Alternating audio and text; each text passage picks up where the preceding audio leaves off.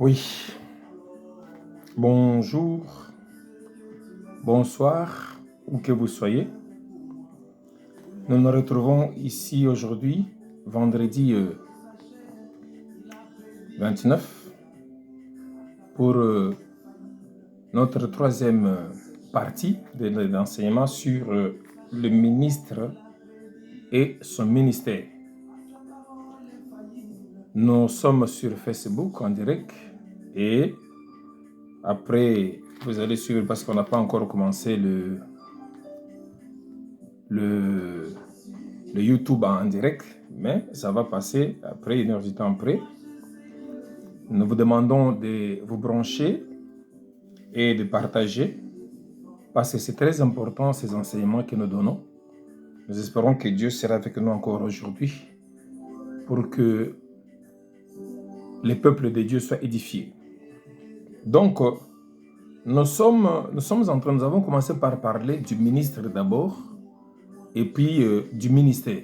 Nous sommes dans la deuxième partie du ministère et nous nous sommes limités au niveau, nous avons dit que le ministère doit être un ministère à double caractère. C'est-à-dire un ministre, il est d'abord ministre de l'Évangile et puis il est ministre de l'Église. Nous avons lu dans le livre des Colossiens. Nous vous demandons de partager et de vous abonner. Colossiens chapitre 1er, verset 23 au verset 25. Nous lisons dans le nom du Seigneur Jésus-Christ. Si du moins vous demeurez fondés et inébranlables dans la foi, sans vous détourner de l'espérance de l'évangile que vous avez entendu, qui a été prêché à toute créature sous le ciel et dont moi, Paul, j'ai été fait ministre. 24. Je me réjouis maintenant dans mes souffrances pour vous. Et ce qui manque aux souffrances de Christ, je l'achève à ma chair pour son corps, qui est l'Église. C'est d'elle, cette Église, que j'ai été fait ministre selon la charge que Dieu m'a donnée auprès de vous, afin que j'annonçasse pleinement la parole de Dieu. Que l'Éternel accorde bénédiction à sa parole. Amen. Donc, nous continuons notre enseignement sur le ministre de Dieu et son ministère. Nous sommes limités au niveau du caractère sacré du ministère de l'Esprit, qui est en fait un ministère céleste. D'après Colossiens, que nous venons de lire ici. Le caractère sacré du ministère de l'Esprit, dans lequel nous œuvrons maintenant dans le Nouveau Testament, réside dans le fait que ce ministère est établi ou a été établi sur base de la nouvelle alliance. La nouvelle alliance que Christ a conclue ou accomplie en Christ, d'après Hébreux chapitre 10, verset 5. Il y a beaucoup de versets qu'on va lire, mais on ne va pas commencer à lire tous les versets. Donc, ce caractère sacré réside dans le fait que ce ministère est établi sur la base de la nouvelle alliance en Christ, accomplie en Christ à la croix de Golgotha. Avant de parler du ministère de l'Esprit, je parlais du ministère, avant de parler du ministère plutôt, je parlais, pour faire un peu la différence, du ministère de la loi, le ministère d'Aaron, dont les sacerdoces aaroniques sur lesquels la loi était donnée au peuple de Dieu. Donc le ministère d'Aaron était surtout un ministère d'expiation. Ici, je voudrais vous faire comprendre le caractère spirituel de ce ministère, le ministère de l'Esprit. Parce qu'en tant que ministre de Dieu, vous devez comprendre l'importance et le fond du ministère que vous portez en vous. Donc, sachez que le ministère d'Aaron était surtout un ministère d'expiation et de réconciliation. Donc, le souverain, le grand sacrificateur, pénétrait, il est vrai, au-delà du voile avec le sang de bouc, montrant ainsi que Dieu acceptait l'expiation offerte. Alors, mais c'était pour en ressortir aussitôt. Ok? Cela veut dire que le chemin du Dieu très saint n'était pas encore ouvert. C'est que Paul parle dans Hébreux chapitre 9, versets 7 à 8. Aussi, ne pouvait-il pas être question d'y demeurer dans ces lieux très saints, n'est-ce pas? De vivre dans la présence constante et dans la communion de Dieu. Ça, c'est l'ancien ministère. Maintenant, la gloire du sacerdoce de Christ, du ministère de Christ, qui est le ministère de l'Esprit, est d'avoir déchiré le voile et de s'être assis à la droite de Dieu pour nous faire part du Saint-Esprit et des puissances de la vie céleste, pour nous introduire à notre tour et nous faire rester dans le lieu très saint grâce à sa constante intercession. Il est là à la droite de Dieu le Père. Aaron entrait et il en sortait. Il entrait une fois par année. Mais dans notre ministère de l'Esprit que Christ a inauguré par la nouvelle alliance accomplie en lui à la croix de Golgotha, Christ est allé dans le ciel même. Et il a ouvert ce chemin pour que nous puissions être dans la présence constante de Dieu pour de bon. Gloire au Seigneur. Alléluia. Et pour arriver à comprendre ceci, il faut qu'il y ait une intimité. C'est pour ça que au début, je parlais de l'intimité du ministère de Dieu et de son Dieu. C'est ce qu'il faut, pour que vous compreniez ce caractère sacré, vous devez avoir cette intimité il doit y avoir cette intimité entre le ministre de Dieu et son Dieu. Alors, cette intimité vous pousse à la consécration.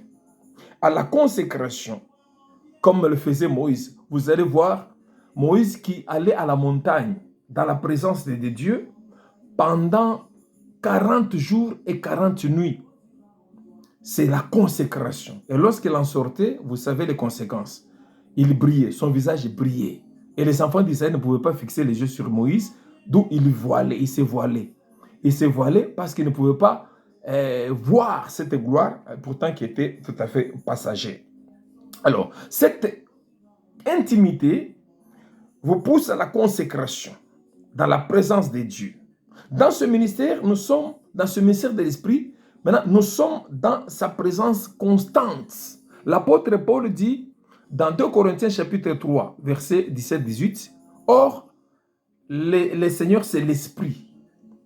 Et nous sommes dans la présence de Dieu, contemplant la gloire du Seigneur et étant transformés dans cette image de gloire, dans cette gloire, marchant de gloire en gloire. » Le ministère que nous portons, c'est un ministère qui nous a amenés dans la présence de Dieu d'une manière constante. J'ai parlé la fois passée des ministres de Dieu que Dieu a établis dans son Église pour ce ministère. Ce sont des hommes qu'il a pris comme prisonniers, il les a amenés au ciel. Étant monté en haut, il a pris en don les hommes et les a donnés à l'Église. Il a donné les uns comme apôtres, les autres comme prophètes, évangélistes, ainsi de suite. Que Dieu vous bénisse. Alléluia. La consécration nous pousse maintenant à comprendre les voies de Dieu. Dans Psaume 25, verset 2, David dit « Révèle-moi tes voies ». C'est-à-dire qu'un ministre de Dieu qui est dans la présence de Dieu, qui a l'intimité avec Dieu, il sait comprendre les voies de Dieu. Psaume 25, verset 4, nous lisons « Éternel, fais-moi connaître tes voies, enseigne-moi tes sentiers. » Je vous ai dit l'autre fois que lorsque nous sommes dans l'intimité avec Dieu et que cette intimité nous amène à la consécration, c'est en ce moment-là que les voies de Dieu nous sont révélées. Les hauts faits sont manifestés à tout le peuple, mais ces voies sont révélées à ses serviteurs qui ont et qui gardent une intimité avec le Seigneur. Gloire au Seigneur. Et dans ces conditions bien établies, tout ce que vous allez faire sera dans la volonté de Dieu. C'est-à-dire que vous n'allez pas faire des choses en dehors de sa volonté. Tout ce que vous allez faire, ce sera dans la volonté du Seigneur parce que vous êtes dans sa présence. Vous êtes dans sa volonté. J'arrive. Christ dit dans Jean, chapitre 5, verset 19, il dit « Je ne fais rien de moi-même. Ce que je fais, j'ai juste un exemple, ce que je fais, je le vois faire chez mon Père. » C'est-à-dire qu'il avait la vision des choses de Dieu. Ce que je fais, je le vois faire chez mon Père. C'est ça la vision. Bon, je voudrais vous donner un petit exemple par rapport à la vision. Un exemple sur le plan pratique. Et si je suis en train de parler globalement de la vision dans le ministère. Parce que quand on parle de la vision dans le ministère, ce ne sont pas les prophéties, enfin, ce ne sont pas les visions. C'est la révélation de la parole. C'est la connaissance de la parole. Alors, quand on dit que Dieu vous donne une vision, il vous donne aussi une provision. La provision, c'est quoi? Ce n'est pas seulement l'argent. La provision, c'est le bagage intellectuel, enfin, le bagage spirituel, le bagage de la connaissance de la parole. Moi, je ramène cela un peu sur le plan pratique des dons. Je vais vous donner juste un petit exemple pour éviter de ne pas prendre beaucoup de temps. Quand Dieu vous révèle quelque chose, je vois dans le livre de Zacharie, l'ange de Dieu lui montre. Il le réveille comme on réveille un homme dans son sommeil. Il dit, regarde Zacharie, qu'est-ce que tu vois? Zacharie dit, je vois un chandelier tout d'or, surmonté d'un vase et de 7 lampes. Ah, tu as bien fait. Mais il ne s'est pas limité à voir, mais il a demandé au Seigneur, à l'ange. Il dit, qu'est-ce que cela veut dire? Cela veut dire que quand il y a une vision de Dieu, je parle de manière globale, vous devez entrer dans le discernement, dans la connaissance de cette vision. C'est ce que nous disons, la révélation des voies de Dieu. Dieu ne révèle pas ses voies à n'importe qui. C'est pour ça que c'est difficile de comprendre le ministère d'un homme de Dieu. Paul dit dans 1 Corinthiens 2 qu'un homme spirituel n'est pas compris. Lui, il comprend de tout, mais lui-même n'est pas compris. Parce que nous avons reçu, parce que pour connaître les choses de l'esprit de l'homme, il faut avoir l'esprit de l'homme. De même, pour connaître les choses de l'esprit de Dieu, il faut avoir l'esprit de Dieu. Or, nous avons l'esprit de Dieu. C'est pour ça que l'homme spirituel comprend de tout, et lui-même n'est pas compris. J'ai donné des exemples de prophètes comme Osée, Ésaïe, Ézéchiel, ainsi de suite, en vous disant que la vie du ministre est liée à son ministère. Je donne un exemple pratique. Vous êtes chez vous à la maison, Dieu vous révèle dans une vision ou bien dans un songe, parce que les visions peuvent être nocturnes, peuvent être ainsi de suite diurnes. Dieu vous parle dans le songe. Dieu vous parle dans une vision. Vous voyez, vous allez dans l'église. Et en entrant dans l'église, vous trouvez un paralytique ou un aveugle qui est là. Et vous voyez, il y a un tam-tam ou bien un panier à côté. Dès que vous arrivez, vous voyez le paralytique ou l'aveugle, vous dit au nom de Jésus, reçois la guérison. Le paralytique marche ou l'aveugle voit. Maintenant, ça c'est la vision. Je suis dans le spirituel. Maintenant, vous voyez physiquement. Ici, c'est juste un petit exemple.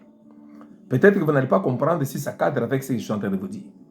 Vous allez maintenant dans l'église, physiquement, et vous voyez des choses comme vous venez de les voir en vision. Il arrivera un temps, je vous parlerai de la vision, de l'importance de la vision. Quand vous voyez des choses, c'est ce que Dieu m'a révélé. Il faut que je fasse ce que Dieu m'a révélé, je dois guérir cette personne. Ok? Mais maintenant, quand vous arrivez là-bas, vous remarquez dans la vision, vous avez vu le tam-tam et le panier.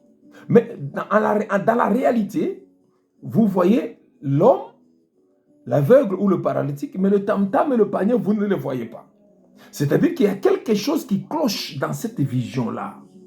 Parce que pour que les choses se fassent dans la volonté de Dieu, il faut que la vision de Dieu soit complète en vous, que vous soyez révélé dans ça. C'est pour ça que j'insiste sur le caractère sacré et céleste du ministère. Si vous allez dans la précipitation, vous imposez le main au malade ou bien à l'aveugle ou au paralytique qui marche et qui ne marche pas, vous allez penser que Dieu ne vous a pas exaucé. Or, c'est que vous devez être patient pour attendre que les choses, ce n'est pas à vous d'aider Dieu, pour attendre que Dieu complète les choses. C'est que vous pouvez ressortir, quelqu'un peut venir, la prière va commencer, le culte va commencer, il n'y a pas de tam-tam. Il prend le tam-tam, il le met, il prend le panier, il le met, il sort. Donc, à ce moment-là, vous direz que les choses, c'est-à-dire que le tableau maintenant est complet pour que je fasse l'œuvre que Dieu m'a révélée. En ce moment-là, vous ne perdez aucun détail. Ce que j'essaie de vous faire comprendre, c'est que quand vous êtes dans le ministère, vous en tant que ministre de Dieu, que vous respectiez tous les petits détails possibles que Dieu vous donne dans cette vision-là. C'est pour cela que parfois on a l'impression que ça ne marche pas. Pour que ça marche, ça doit cadrer. Ça doit cadrer avec la volonté de Dieu. Je crois que je me suis fait comprendre. Vous verrez que quand vous allez voir le tam-tam, vous allez voir le panier, vous revenez, vous allez dire au nom du Seigneur, ainsi dit le Seigneur, reçoit la guérison et la personne s'arrête. Le miracle va s'opérer. Là, c'est sur le plan pratique parce que la réalité n'est pas vraiment la vérité.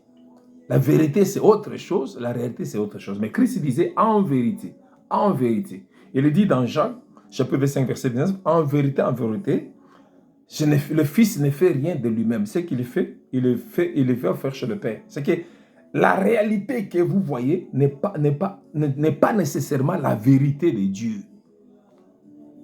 Dieu soit loué. Nous continuons, nous ne voulons pas trop tarder par rapport à ça. Donc, tout l'ensemble de ceci, c'est ce que nous appelons la vision de Dieu. Parce que la vision de Dieu n'échoue pas, n'échoue jamais. La vision de Dieu n'a jamais. Ce sont les hommes qui échouent. Dieu a appelé Moïse pour qu'il amène le peuple d'Israël dans la terre promise. Dieu n'a pas failli à sa vision. C'était cette même vision. Mais Moïse a failli à sa vision parce que quand la deuxième fois, Dieu, j'ai dit ça au premier jour, je crois, au deuxième jour, quand Dieu a dit la première fois à Moïse que lorsque les enfants avaient besoin de l'eau, il a dit à Moïse, frappe les rochers. Ceci, c'était Christ. Parce que l'Écriture dit qu'il buvait à un rocher spirituel qui le suivait et ce rocher était Christ. Or, Christ ne peut être frappé 2 fois à la croix. Il a été frappé une seule fois à la croix. La deuxième fois, comme les enfants d'Israël étaient encore dans le besoin pour être désaltérés, pour avoir de l'eau, Dieu n'a pas dit à Moïse de frapper le rocher. Dieu a dit à Moïse de parler au rocher. Or, Moïse, au lieu de parler au rocher, Moïse a frappé le rocher. Et en frappant le rocher, Dieu a dit, parce que vous ne m'avez pas sanctifié, j'y reviens. Donc, quand on fait l'œuvre de Dieu, dans la volonté de Dieu, quand on exerce le ministère dans la volonté de Dieu, nous le sanctifions. Et là, nous verrons les hauts faits. Nous verrons les miracles de Dieu se manifester dans notre ministère. Il n'y a pas seulement que les miracles. Il y aura de grandes choses que Dieu va commencer à faire dans votre ministère. Mais Dieu, pour se glorifier, il a fait sortir de l'eau. Pourquoi il a fait sortir de l'eau? Pour se glorifier, en fait, de donner aux enfants d'Israël de l'eau. Mais il a dit à Moïse que vous ne verrez pas la terre promise parce que vous ne m'avez pas sanctifié. Et c'est la même chose, ce que Christ dit dans Matthieu chapitre 7, verset 21 à 24, il dit, plusieurs de ceux qui me disent Seigneur, Seigneur, n'hériteront pas le royaume des cieux. Seulement ceux qui font la volonté de mon Père. Beaucoup de gens me diront ces jours-là que n'avons-nous pas prophétisé, n'avons-nous pas fait des miracles, n'avons-nous pas guéri les gens, n'avons-nous pas prêché en ton nom, je leur dirai, retirez-vous de moi, ouvriers d'iniquité. Ce n'est pas parce qu'il marchait dans le péché. Il ne marchait pas dans la volonté de Dieu. Ne pas marcher dans la volonté de Dieu, c'est péché aussi. Gloire au Seigneur. Désobéir à la voix, à la volonté de Dieu comme Saoul, c'est péché devant Dieu. Gloire au Seigneur. C'est péché devant Dieu. Et manquer de connaissances aussi. Ça nous fait rater le ciel, ainsi de suite. Mais ce n'est pas que les gens, si Dieu n'était pas avec eux, ce n'est pas que les gens ne pouvaient pas être guéris. Non, vous guérissez les malades, oui. Vous chassez les démons, oui. Les démons sont partis. C'est la même chose quand la troupe de Corée, Dathan et Abiram s'étaient révoltés contre Moïse et Aaron. Et avec un groupe de 250 lévites. Ils voulaient aussi être dans le sacerdoce comme Aaron. Alors, quand Dieu a frappé et que les 250 lévites avaient pris des brasiers chacun pour aller présenter devant Dieu, c'était du feu étranger. Dieu ne leur avait pas ordonné. Parce que, comme je vous dis la première fois, avant de devenir ministre, on est d'abord serviteur de l'homme de Dieu. Ce n'est pas insulter quelqu'un. Bien-aimé, vous êtes dans l'église de Dieu, vous avez un pasteur responsable. Vous êtes ses serviteurs, en premier, avant d'être serviteur de Dieu, avant d'être ministre de Dieu. Dieu a allumé l'embrasement, il a allumé le feu, il a consumé tous les 250. Ils sont morts. Et Moïse dira à Aaron, prends ton brasier, mets-toi entre les vivants et les morts et parle, pour que Dieu arrête la plaie. Et puis Dieu dit à Moïse, dit à Aaron de retirer les brasiers de ceux qui ont été consumés par le feu de l'Éternel. Pourquoi? Ces brasiers-là sont saints. parce qu'ils ont été présentés à l'œuvre de Dieu. Mais ces gens-là sont morts. Donc, ce n'est pas parce que vous avez prophétisé une vraie prophétie, quelqu'un a témoigné de la grandeur de Dieu. Ce n'est pas parce que vous avez guéri quelqu'un que vous dites que non, je suis approuvé par Dieu. Non. Il faut marcher dans la volonté. Et avec ça, je reviens à tous ceux qui font le travail de Dieu en se faisant passer pour des apôtres, ainsi de suite, alors qu'ils n'ont pas été appelés à ces histoires-là. Ici, je vais revenir sur le fait que vous deviez savoir que le ministère de l'esprit, les 5 dons des ministères, ce sont des ministères confiés aux hommes. Ce sont des ministères de la parole. Que Dieu soit loué. Gloire au Seigneur. Donc, quand on parle de vision, ce ne sont pas les prophéties, non. C'est la vision de l'œuvre de Dieu. C'est la vision du ministère. C'est ça le ministère. La vision de la parole de Dieu. OK? Si vous travaillez en dehors de cette volonté, vous allez échouer. Je viens de dire ici que la provision de la vision, ce n'est pas que l'argent, comme parlent beaucoup de serviteurs de Dieu. Oh, Dieu, quand Dieu donne la vision, il donne la provision. Non. Mais la provision de la vision, c'est aussi la compréhension, c'est la connaissance des voies de Dieu. Vous comprenez? C'est la compréhension de la vision, de l'importance de la vision que vous avez. Vous pouvez avoir des moyens, mais vous n'êtes pas dans la vision de Dieu. Gloire au Seigneur. Donc, quand vous n'êtes pas dans la vision de Dieu, le travail sera accepté, mais celui qui l'a fait en dehors de la volonté de Dieu sera rejeté comme Moïse. Parce que nous sanctifions Dieu quand nous nous approchons de lui et quand nous faisons le travail, son travail dans sa volonté. Je reviens toujours dans la volonté de Dieu. Le ministre de Dieu est d'abord ministre de l'évangile.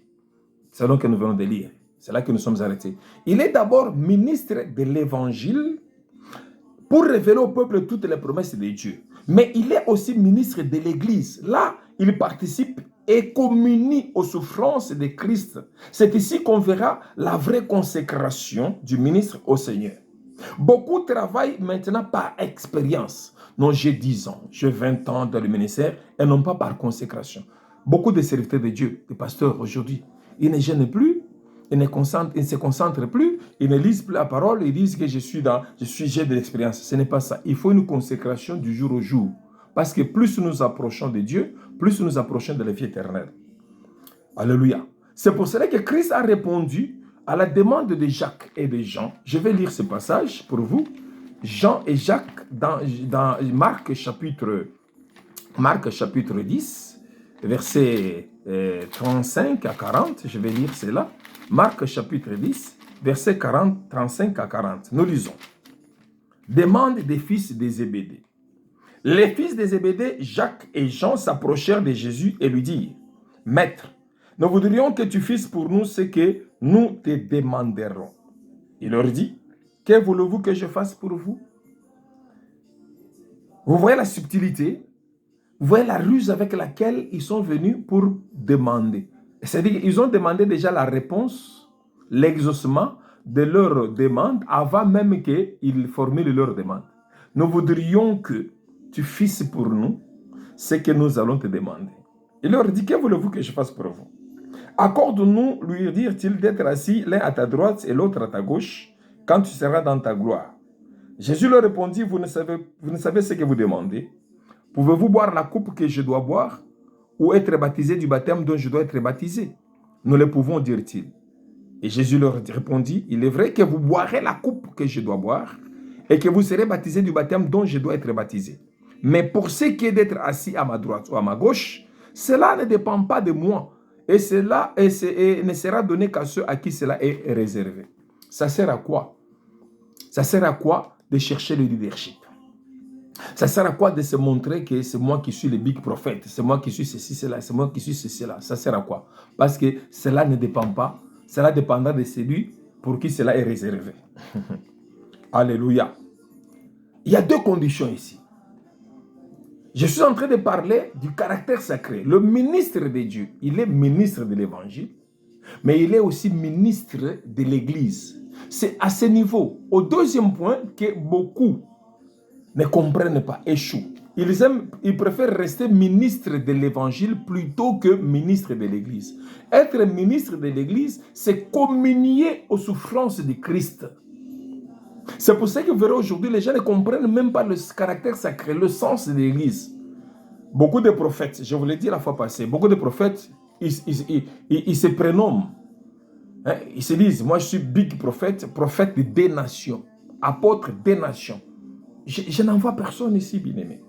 Parce que l'Écriture dit que Jean-Baptiste, il est venu, il a annoncé Jésus-Christ. Il y avait des prophètes des nations à l'époque de l'Ancien Testament, comme les Jérémie, comme les Isaïe, ainsi de suite. Mais depuis Jean-Baptiste, depuis Jésus-Christ, tous les autres prophètes qui sont venus après, je reviendrai sur ça, ce sont des prophètes de l'Église. Donc, je voudrais que chaque ministre de Dieu comprenne le caractère sacré de l'Église. Vous êtes ministre de Dieu, vous êtes ministre de l'Évangile, mais aussi ministre de l'Église. C'est là où Paul dit que ce qui manque aux souffrances de Christ, je l'achève dans ma chair.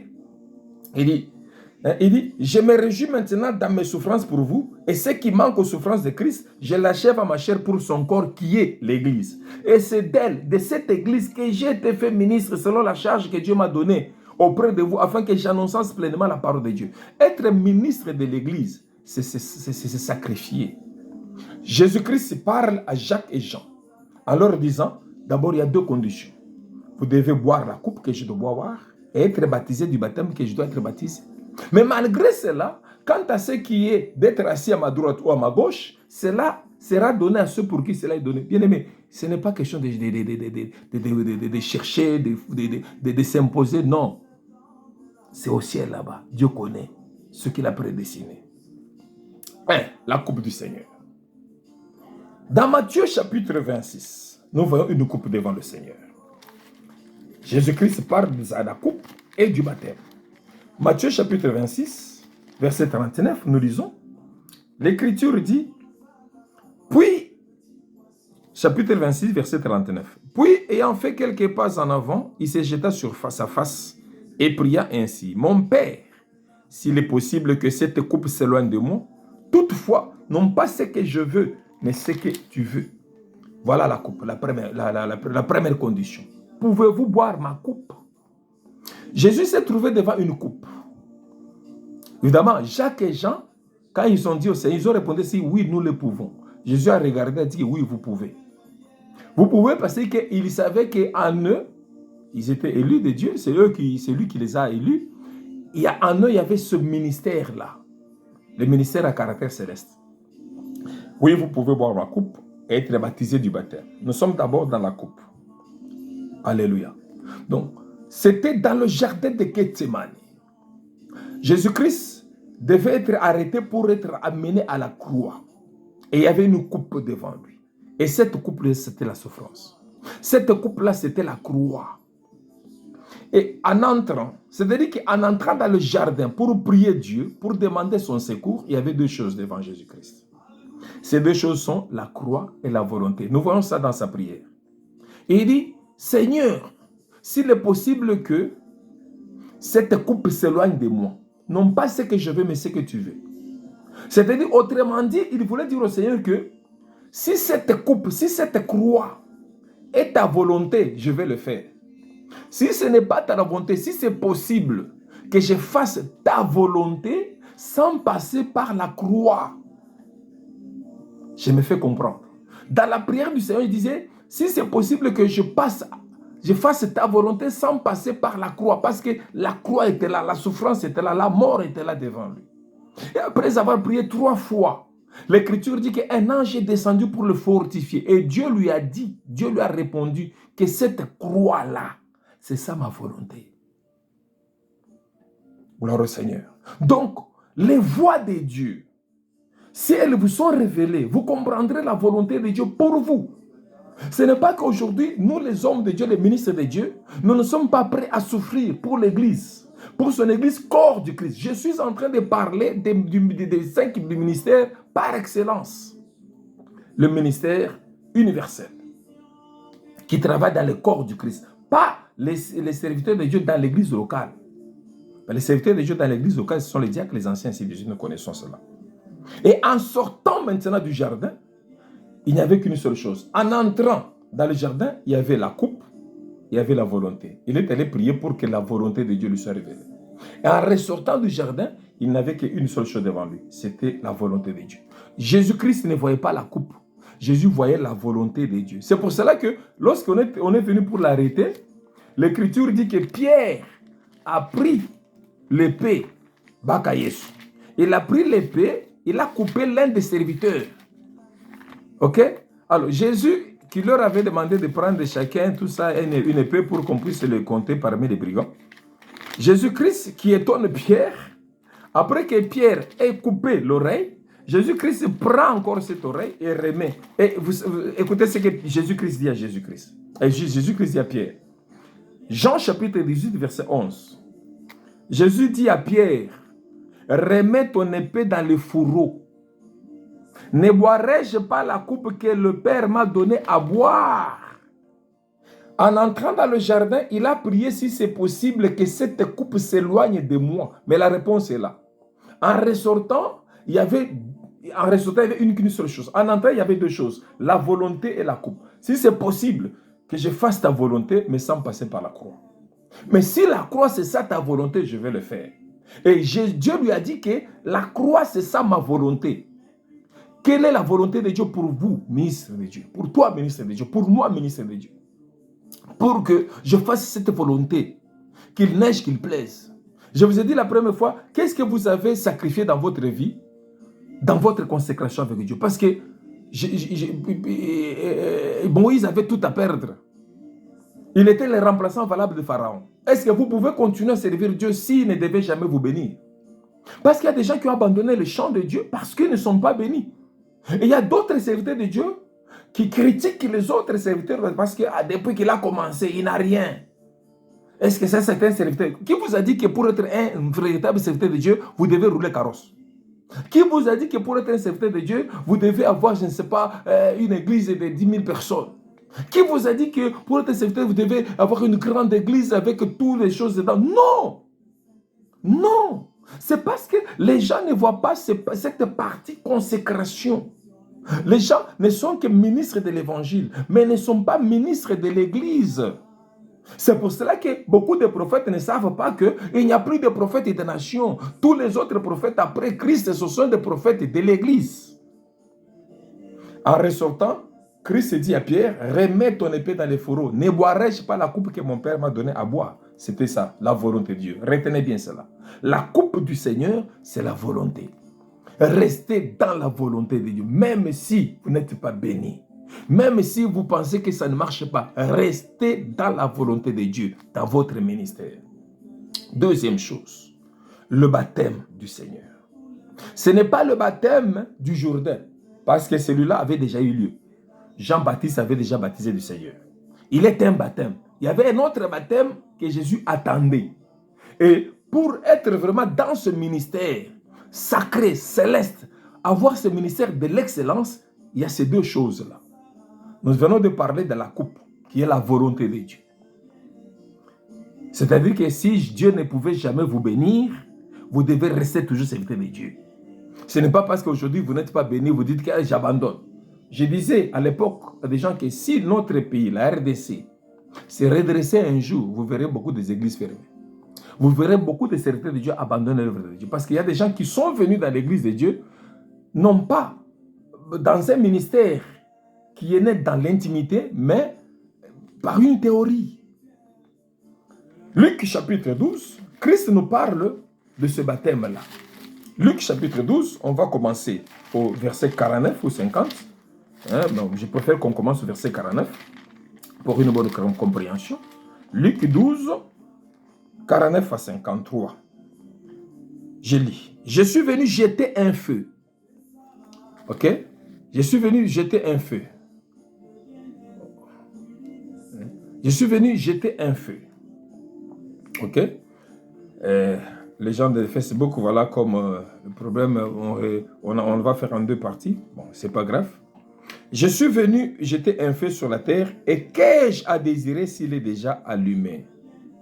Il est un baptême dont je dois être baptisé et combien il m'est tarde qu'il soit accompli. Pensez-vous que je sois venu apporter la paix sur la terre? Non, vous dis-je, mais la division. Car désormais 5 dans une maison seront divisés 3 contre 2 et 2 contre 3.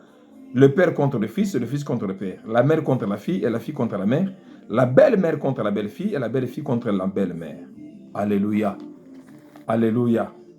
Ça, c'est le baptême. La deuxième condition. Le baptême du Seigneur. Amen.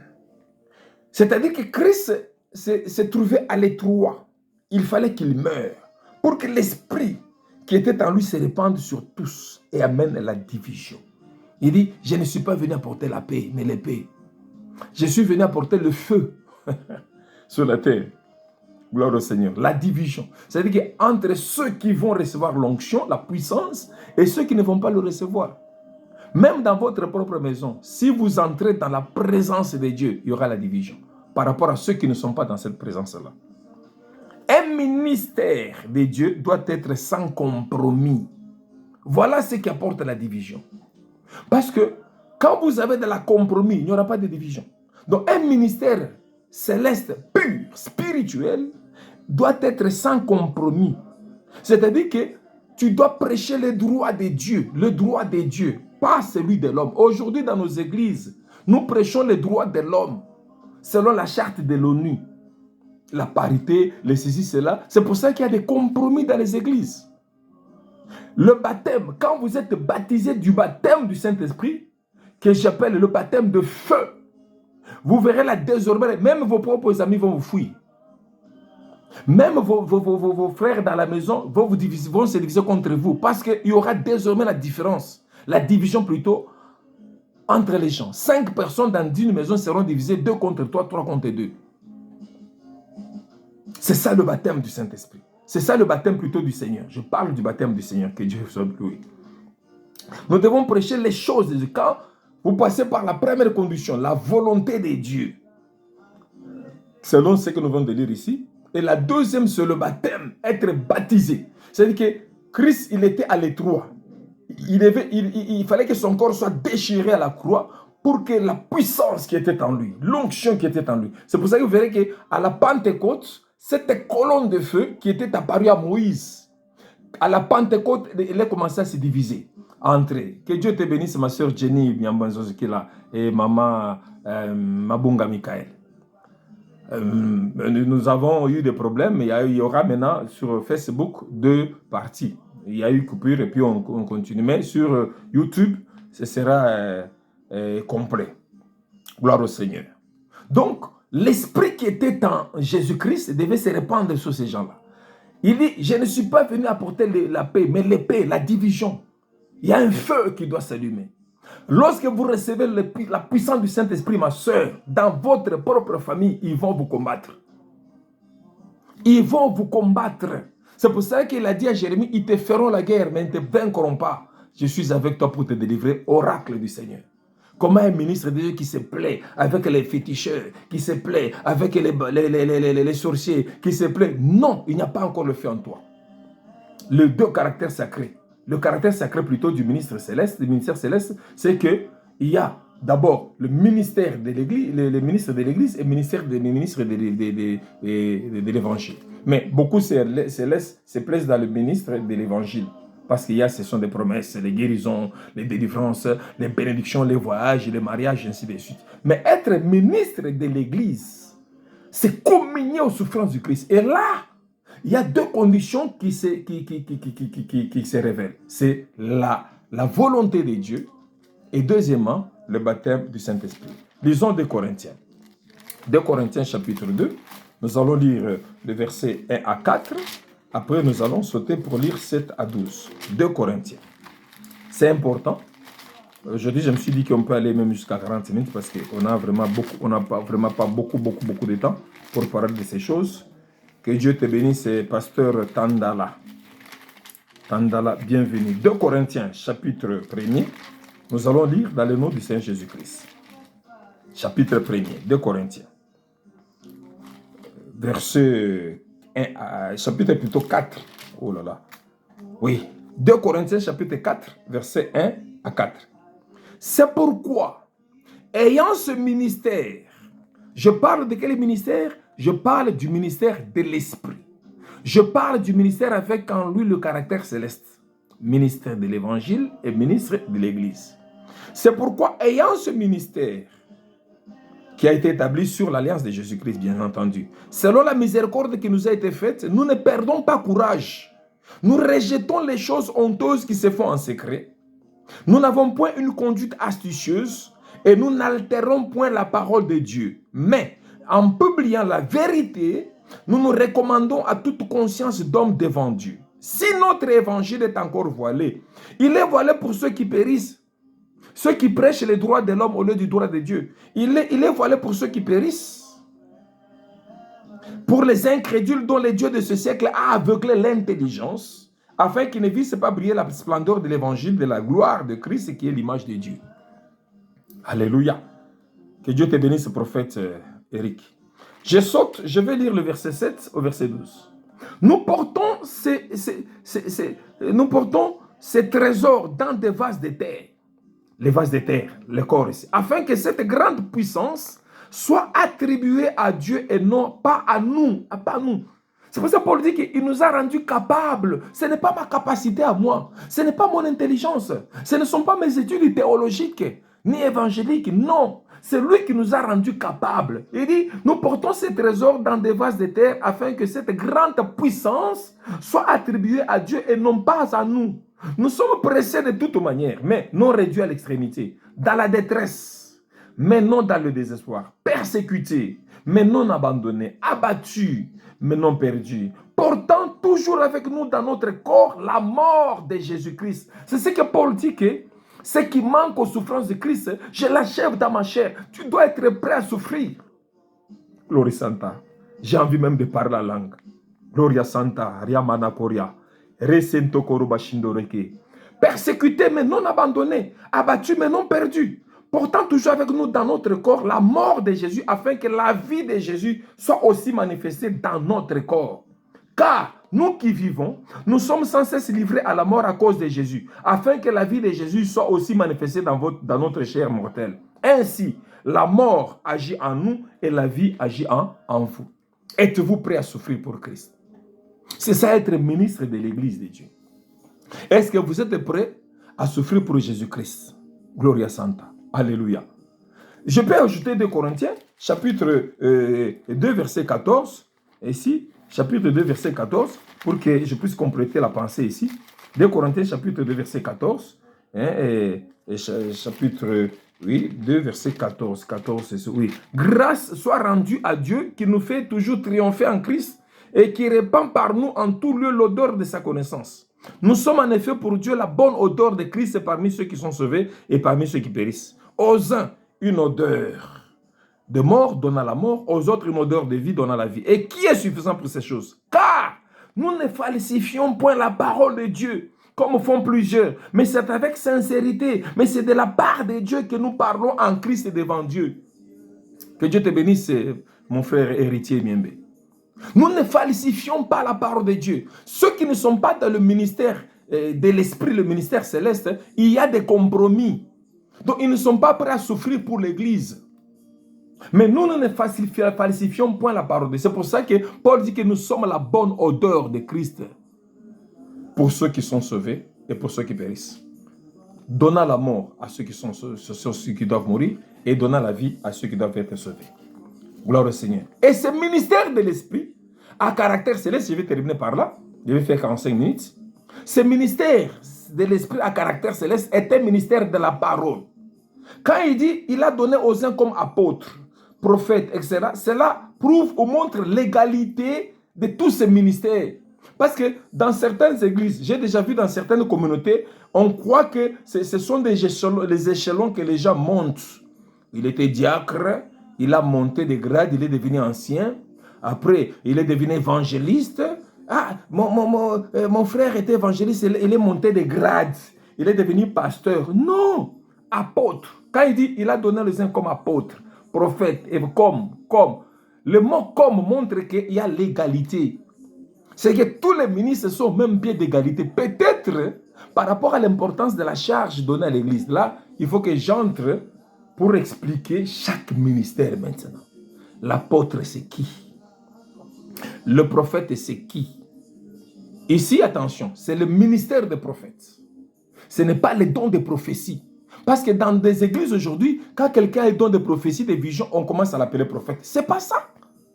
Celui-là, c'est un prophétiseur. Le ministère des prophètes, c'est le ministère de la parole. J'insiste que les 5 dons de ministère, ce sont les ministères de la parole. J'exhibe cela par 5 mains, par les 5 doigts de ma main. Apôtre, prophète, évangéliste, pasteur et docteur. Alléluia. C'est pour ça que les gens ne savent pas comprendre ce qui est un apôtre. Il se proclame apôtre, il se proclame prophète, ainsi de suite. Ainsi de suite. S'il faut parler de la hiérarchie, il est écrit par rapport à l'importance. Dans 1 Corinthiens 12, nous allons voir la fois prochaine, qu'il a placé premièrement dans l'église les apôtres, puis les prophètes, puis les docteurs, puis ceux qui ont le don de guérison, ainsi de suite. Amen. Donc, c'est très important. J'ai parlé du caractère sacré du ministère de Dieu. Dieu te bénisse, prophète, Eric. Du ministère sacré. J'ai commencé à 14h15 ici. Et ben là-bas, c'est 19h. Déjà, je pense que pour les autres, c'est déjà 20h ou 21h en Zambie. Donc, nous allons continuer. Vous aurez l'intégralité de ce message sur YouTube, sur notre page YouTube. Apôtre Kingombe, Paul Kingombe Mohamed TV.